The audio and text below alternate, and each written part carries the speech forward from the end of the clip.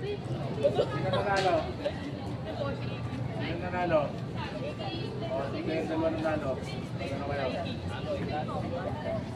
Ngayon yung talo-talo. Ganun din kayo.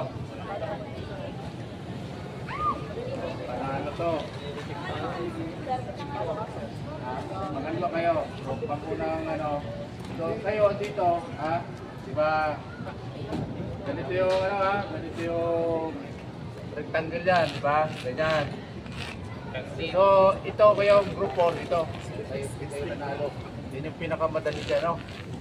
Group 4. Then group 2 dito kayo. Diba? Sa harapan. Sino yung nanalo sa kayo dyan dalawa? Ngayon. So dito kayo.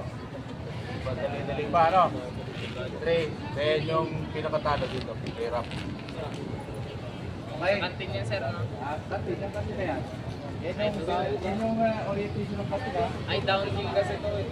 At dito tayo ngayon, ha? So ito nakikita natin yung photo ng kantin. So, kanya-kanya grupo. Halimbawa, sa pool. Group 2. Ito yung lulukatin nyo. May isang pool kayo dyan. Isang pool kayo. Diba? Kung may hirapan dito, sukatin. Lang, dito itabi. O kaya dito. Kung sukatin nyo lang. Kailangan natin masukat. Dalawang kailangan na. Kailangan masukat yung corner to corner. Plus yung elevation. Okay? Hindi gano'n lang ha.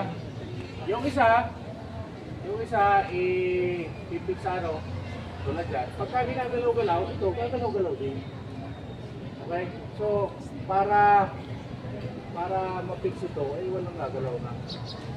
Then yung sa kapila, yun yung ilalagay sa ganito, then para malaman mo ito. Diba? Okay?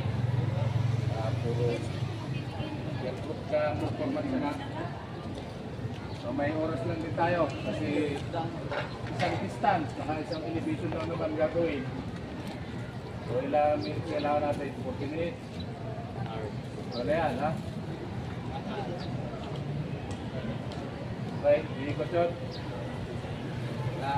So maglalagay tayo ng ano, i-stop mo na.